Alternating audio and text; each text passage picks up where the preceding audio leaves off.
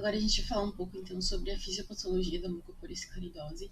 Uma das coisas que a gente precisa entender é que a mucopolissacaridose ela é uma desordem metabólica e isso significa que ela causa uma alteração negativa no processamento dos macronutrientes, como proteínas e carboidratos, dos indivíduos que são afetados por essa desordem. E a mucopolissacaridose ela causa uma deficiência. E essa deficiência a gente pode entender como a ausência ou um mau funcionamento de algumas enzimas lisossomais. E a gente sabe que nas enzimas lisossomais existem diversas enzimas digestivas e elas são responsáveis pela quebra de gorduras, carboidratos e proteínas. E na mucopolissacaridose o que acontece é que tem uma deficiência na enzima ARSB, e essa enzima ela é responsável pela quebra de glicosaminoglicanos, que são moléculas grandes de açúcar.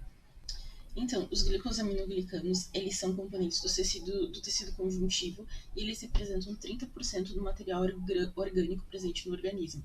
E eles criam um gel hidrofílico que permite a movimentação das células e a circulação de moléculas como nutrientes, hormônios e outras substâncias químicas. É por isso que eles são de extrema importância para o nosso organismo. E na mucopolissacaridose, como acontece essa deficiência da enzima lisossomal, que é responsável pela quebra desses glicosaminoglicanos, é por isso que acontece essa desordem no organismo desses indivíduos.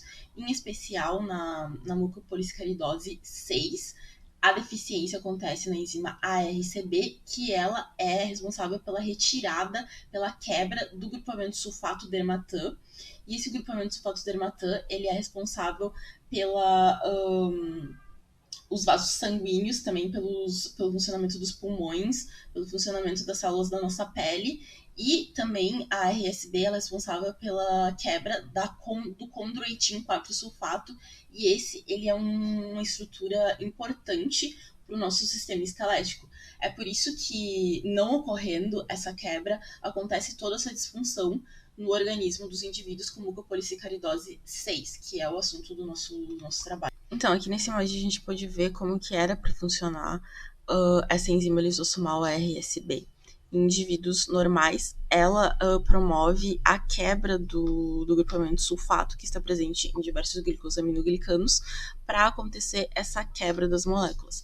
Já nos indivíduos com mucopolissacaridose 6, acontece um distúrbio do armazenamento lisossomal, porque acontece uma mutação dessa enzima RSB, que acaba acumulando diversas GAGs, que são os glicosaminoglicanos, e esse acumulamento interfere no funcionamento normal de diversas proteínas que estão nesses lisossomos e acaba desencadeando uma inflamação e resultando, por final, na morte celular.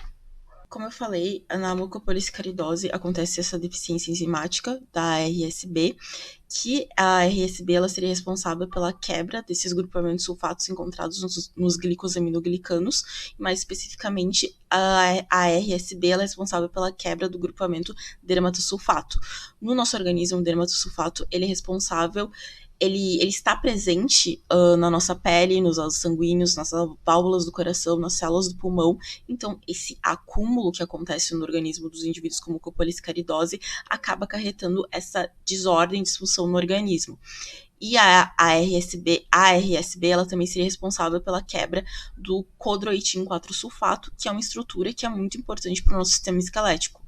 Então, já como acontece essa deficiência, esses grupos de sulfato eles são parcialmente degradados nos tecidos e isso acaba sendo responsável pelas alterações articulares que nós encontramos na doença. E aqui a gente tem uma imagem com a enzima lisossomal sem essa deficiência da RSB, então essa primeira aqui não apresenta um acúmulo de glicosaminoglicanos, e a segunda já é uma enzima lisossomal com um acúmulo, com uma mutação da RSB, onde a gente pode ver que ela está com muitos glicosaminoglicanos presentes nela. Então, aqui nas características do aspecto clínico da mucopolissacaridose 6, eu vou ter que falar de uma maneira superficial porque não tem mais tempo, mas a doença ela apresenta uma progressão rápida e uma progressão lenta. Na rápida, as características fenotípicas elas são muito presentes e também as aparece de uma maneira precoce, geralmente antes dos 2, 3 anos de idade, e se não tratados, muitas vezes os indivíduos eles não chegam na vida adulta.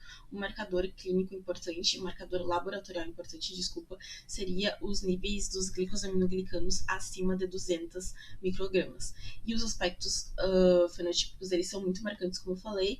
Um dos mais importantes é o aspecto facial sem refinamento. Já na progressão lenta, a gente pode ver que geralmente os indivíduos eles desenvolvem sintomas na adolescência ou na vida adulta, como eu falei. O marcador laboratorial importante são os níveis glicosaminoglicanos inferiores ou iguais a 200 microgramas. E os sintomas severos, eles acontecem apenas em um único órgão, como eu falei, e os pacientes eles desenvolvem morbidade significativa.